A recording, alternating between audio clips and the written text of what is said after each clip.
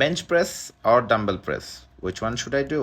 সবার same কোয়েশ্চেনের answer দিতে আজকে আমি এসেছি একটা সিম্পল ভিডিও নিয়ে।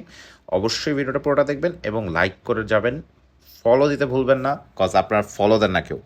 আচ্ছা, সো বেঞ্চ আর ডাম্বেল প্রেসের মধ্যে মূলত পার্থক্যটা কি আমরা একটু ফোকাস করি। বেঞ্চের মধ্যে দেখবেন আমরা একটা রেঞ্জ অফ মোশন, চেস্ট পর্যন্ত যে বারটা আটকায় যাচ্ছে, অর্থাৎ range of motion short.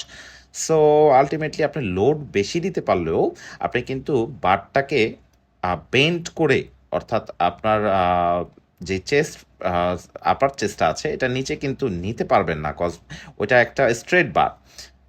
On the other side আপনি যেখানে ডাম্বেল ইউজ করবেন, ডাম্বেলের ক্ষেত্রে যেটা হবে আপনি কিন্তু অনেক ইজিলি ফুল রেঞ্জ অফ মোশনে, অর্থাৎ আমাদের চেস্টটা প্রপার স্ট্রেচ হয় এমন একটা পজিশন পর্যন্ত আপনি কিন্তু ইজিলি হাতটাকে নিয়ে যেতে পারবেন।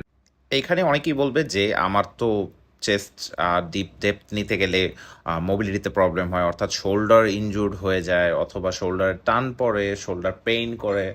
সো যারা এই ধরনের কমপ্লেন নিয়ে আসবেন তাদের জন্য একটা সলিউশন হচ্ছে আপনার সর্বপ্রথম তো মোবিলিটি ওয়ার্ক করতে হবে। ডাম্বেল নিয়েও যদি বারবেলের মতো ফুল রেঞ্জ অফ মোশনে না ওয়ার্কআউট করেন সেক্ষেত্রে কিন্তু প্রপার রেজাল্ট পাবেন না। সো ওয়েটটাকে ইগোতে না নিয়ে ডাম্বেলটাকে চেস্টে নেন, ওইটা বেটার। এর বাইরেও যারা মোবিলিটি নিয়ে টেনশনে আছেন, ফুল রেঞ্জ অফ মোশনে যেতে পারছেন না কিংবা প্রপার ওয়ার্কআউট ফর্ম ঠিক হচ্ছে না, আপনাদের জন্য কিন্তু সুবর্ণ সুযোগ আছে। আপনারা চাইলে এসে আমার সাথে 1-to-1 ট্রেনিং করতে পারবেন, ফ্রি ট্রায়াল ট্রেনিং পাবেন একদিনের, প্লাস অনলাইন ট্রেনিং ডিটেলস তো আমার পেজে দেওয়াই আছে। সো পেজে অবশ্যই ফলো দিয়ে যাবেন আর ভিডিওটা ভালো লাগলে শেয়ার করবেন। Thank you so much.